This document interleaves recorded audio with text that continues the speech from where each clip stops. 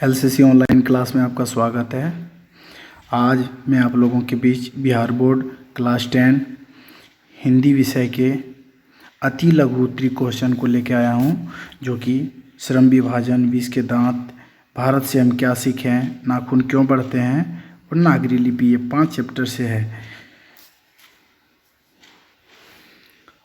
तो चलिए सबसे पहले स्टार्ट करते हैं अति लघु उत्तरीय क्वेश्चन चैप्टर नंबर 1 श्रम विभाजन और जाति प्रथा से, है ना।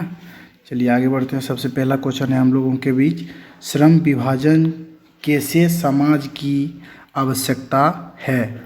श्रम विभाजन कैसे समाज की आवश्यकता है। श्रम आंसर होगा श्रम विभाजन आज के सभ्य समाज की आवश्यकता है।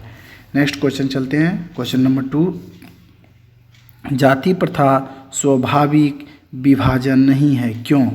जाति प्रथा जो है वो स्वाभाविक विभाजन नहीं है, क्यों। तो इसका आंसर हो जाएगा रुचि पर आधारित नहीं होने के कारण जाति प्रथा स्वाभाविक विभाजन नहीं है। चलिए नेक्स्ट क्वेश्चन लेते हैं। क्वेश्चन नंबर 3, बाबा साहब भीमराव अंबेडकर के दृष्टि में आदर्श समाज कैसा होगा। यानी कि बाबा साहब की दृष्टि से आदर्श समाज कैसा होना चाहिए, है ना। आंसर लेते हैं इसका। बाबा साहब भीमराव अंबेडकर की दृष्टि में आदर्श समाज स्वतंत्रता, समानता और बंधुत्व पर आधारित होगा। नेक्स्ट क्वेश्चन लेते हैं। क्वेश्चन नंबर 4, भीमराव अंबेडकर का जन्म किस प्रकार के परिवार में हुआ था। इसका आंसर हो जाएगा भीमराव अंबेडकर का जन्म एक दलित परिवार में हुआ था। बाबा साहब का जो जन्म हुआ था वो एक दलित परिवार में हुआ था। क्वेश्चन नंबर 5 को लेते हैं। बुद्धिज्म एंड कम्युनिज्म नामक पुस्तक किसने लिखी थी। तो इसका सही आंसर हो जाएगा doctor Bhimrao Ambedkar. Next question लेते हैं, 6ठा नंबर क्वेश्चन। तो क्वेश्चन नंबर 6 शुरू करने से पहले मैं बता दूं कि चैप्टर नंबर 2 विष के दांत के जितने भी क्वेश्चन हैं इसका लिंक मैं नीचे दे दिया हूं, वहां पे लिंक पे क्लिक करके आप उसका सारा वीडियो देख सकते हैं। तो चलिए चैप्टर नंबर 3 से स्टार्ट करते हैं। भारत से हम क्या सीखें। क्वेश्चन इसका क्वेश्चन नंबर 6 है। 6 नंबर क्वेश्चन, जनरल कमिंघम ने कौन सी रिपोर्ट तैयार की थी। जनरल कमिंघम जो थे, भारत से हम क्या सीखें इस चैप्टर में, उसने कौन सी रिपोर्ट तैयार की थी। तो इसका आंसर हो जाएगा जनरल कमिंघम ने भारतीय पुरातत्व सर्वेक्षण की वार्षिक रिपोर्ट तैयार की थी। नेक्स्ट चलते हैं। क्वेश्चन नंबर 7, वरेन हेस्टिंग्स को कहाँ दारिस नामक सोने के सिक्के मिले थे। तो इसका आंसर हो जाएगा वरेन हेस्टिंग्स को वाराणसी के पास, कहाँ पे मिले थे, वाराणसी में। वाराणसी के पास दारिस नामक सोने के 172 सिक्के मिले थे उनको, है ना। नेक्स्ट बढ़ते हैं क्वेश्चन नंबर 8 में। भारत में प्राचीन काव्य में स्थानीय शासन की कौन सी प्रणाली प्रचलित है। तो इसका आंसर हो जाएगा ग्राम पंचायत द्वारा स्थानीय शासन चलता है। नेक्स्ट चलते हैं क्वेश्चन नंबर 9। तो क्वेश्चन नंबर 9 में चैप्टर नंबर 4 है हम लोग का। चैप्टर नंबर 4, नाखून क्यों बढ़ते हैं। तो सबसे पहले बता दूं कि आपने अगर मेरा इस चैनल को सब्सक्राइब नहीं किया है तो सब्सक्राइब कर लें एलसीसी ऑनलाइन क्लास, और इस वीडियो को लाइक कर दें ताकि इसी तरह का वीडियो, इससे भी और बेटर वीडियो हम लोग बनाते रहें। तो चलिए क्वेश्चन नंबर 9 को लेते हैं। जंगली मनुष्य को नाखून की ज़रूरत क्यों थी। जंगली मनुष्य जो थे उनको नाखून की ज़रूरत क्यों थी। इसका आंसर हो जाएगा उनकी जीवन रक्षा के लिए नाखून बहुत ज़रूरी था। वो अपने आप को रक्षा करते थे नाखून से। जैसे कि आजकल हथियार हो गए गोली, बंदूक, पिस्तौल, उस समय नाखून ही उसके हथियार थे, है ना। नेक्स्ट चलते हैं क्वेश्चन नंबर 10, मनुष्य का नाखून बढ़ना किस वृत्ति का परिचायक है ना। इसका सही आंसर हो जाएगा नाखून बढ़ना मनुष्य के पाशविक वृत्ति का परिचायक है ना। आगे बढ़ते हैं क्वेश्चन नंबर 11, हड्डी के हथियारों में सबसे मजबूत हथियार किस की हड्डी से बना था। यानी कि जब हड्डी के हथियार बनाते थे, हड्डी के हथियार बनाते थे, पक्खल के हथियार बनाते थे आदि मानव सब, उस समय सबसे जो मजबूत हथियार थे वो किसकी हड्डी के थे। तो इसका आंसर हो जाएगा हड्डी के हथियारों में सबसे मजबूत हथियार दधीची मुनि। दधीची मुनि जो थे, दधीची मुनि की हड्डियों से बना था, है ना। आगे बढ़ते हैं क्वेश्चन नंबर 12। हिरोशिमा का हत्याकांड किस का जीवंत प्रतीक है। तो इसका आंसर हो जाएगा हिरोशिमा का हत्याकांड मनुष्य के भयंकर पाशवी का जीवंत प्रतीक है। नेक्स्ट बढ़ते हैं। भले ही मूढ़ लोग में क्या अंतर है। भले और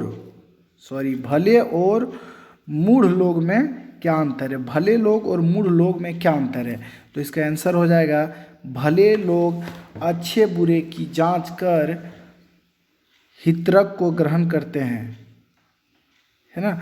और दूसरा हो जाएगा मूढ़ के लिए हो जाएगा मूढ़ लोग दूसरों के इशारों पर भटकते रहते हैं। मूढ़ लोग जो होते हैं वो दूसरों के इशारों पर भटकते रहते हैं। नेक्स्ट चलते हैं क्वेश्चन नंबर 14। महाभारत में सामान्य धर्म किसे कहा गया है। महाभारत जो ग्रंथ है उसमें सामान्य धर्म किसे कहा गया है। इसका आंसर हो जाएगा महाभारत में निवारण भाव, सत्य और क्रोधहीनता को सामान्य धर्म कहा गया है। यानी कि महाभारत में निवारण भाव, सत्य, क्रोधहीनता ये सबको क्या कहा गया है, सामान्य धर्म। चलिए नेक्स्ट बढ़ते आगे क्वेश्चन नंबर 15। मनुष्य का स्वधर्म क्या है। मनुष्य जो है उसका स्वधर्म क्या होना चाहिए, क्या है। तो इसका आंसर हो जाएगा अपने आप पर संयम और दूसरे के मनोभावों का समादर करना, मतलब आदर करना मनुष्य का स्वधर्म है। चलिए नेक्स्ट बढ़ते हैं चैप्टर नंबर 5 से नागरी लिपि से, है ना। अभी तक आपने चैनल को सब्सक्राइब नहीं किया है और ना ही लाइक किया है दोस्तों, ज़रूर एक लाइक कर दें। चलिए क्वेश्चन नंबर 16 को लेते हैं। देवनागरी लिपि में कौन कौन सी भाषाएं लिखी जाती है। यानी कि देवनागरी लिपि जो है उनमें कौन कौन सी भाषाएं लिखी जाती है। तो इसका सही आंसर हो जाएगा देवनागरी लिपि में नेपाल की नेपाली व नेवारी भाषाएं, मराठी भाषा की लिपि तथा संस्कृत एवं हिंदी की लिपि देवनागरी लिपि है। यानी कि नेपाल की नेपाली, नेवारी, मराठी, संस्कृत और हिंदी ये सब देवनागरी लिपि में आते हैं। नेक्स्ट बढ़ते हैं क्वेश्चन नंबर 17। दक्षिण भारत में पोथियाँ कुछ समय पहले किस लिपि में लिखी जाती थी। दक्षिण भारत जो थे उस समय पोथियाँ किस लिपि में लिखी जाती थी। तो इसका आंसर हो जाएगा दक्षिण भारत में कुछ समय पहले तक पोथियाँ नागरी लिपि में, किस लिपि में, नागरी लिपि में लिखी जाती थी। चलिए नेक्स्ट बढ़ते हैं क्वेश्चन नंबर 18। गुप्त काल की लिपि क्या थी। यानी कि गुप्त काल जो थे उस समय की लिपि क्या थी। तो इसका आंसर हो जाएगा गुप्त काल की लिपि ब्राह्मण लिपि थी। गुप्त काल की जो लिपि थी वो ब्राह्मणी लिपि थी, ब्राह्मण लिपि। नेक्स्ट बढ़ते हैं क्वेश्चन नंबर 19। बादशाह अकबर के सिक्कों पर कौन सी आकृति तथा कौन सा शब्द अंकित था।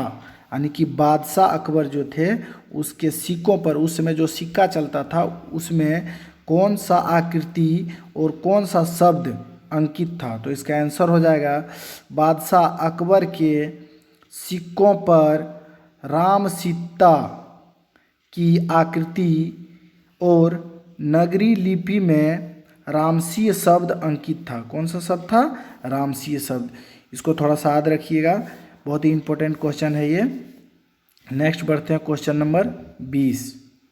क्वेश्चन नंबर 20 में है राष्ट्रकूट शासन मूलतः कहाँ के रहने वाले थे तथा उनकी मातृभाषा क्या थी। राष्ट्रकूट शासन मूलतः जो थे वो कहाँ के रहने वाले थे, उसकी राष्ट्रभाषा क्या थी। तो इसका आंसर हो जाएगा राष्ट्रकूट शासक मूलतः कर्नाटक के रहने वाले थे। कहाँ के रहने वाले थे, कर्नाटक के रहने वाले थे, तथा इसकी मातृभाषा कन्नड़ थी। अभी भी कर्नाटक में कन्नड़ ही बोला जाता है। नेक्स्ट लेते हैं क्वेश्चन नंबर 21। नगरी लिपि की सबसे बड़ी विशेषता क्या थी। नगरी लिपि जो थी उसका सबसे बड़ी विशेषता क्या थी, है ना, क्या है। नगरी लिपि की सबसे बड़ी विशेषता यह है कि जिस रूप में लिखी जाती है उसी रूप में बोली भी जाती है। बहुत ही सरल तरीका से और बहुत ही सरल भाषा में अपने शब्दों में हमने क्वेश्चन को क्रिएट किया है। तो दोस्तों क्वेश्चन पढ़ें, याद करें और परीक्षा की तैयारी जोर शोर से करें। 10 क्लास के लिए बहुत ही इम्पोर्टेंट क्वेश्चन है हर साल। तो चलिए नेक्स्ट क्वेश्चन लेते हैं, क्वेश्चन नंबर 22। किन किन शासकों के लेख नंदी नगरी लिपि में है, यानी कि किन किन शासकों, भारत के कितने शासक जो ऐसे हैं जिसका लेख जो है नंदी नगरी लिपि में है।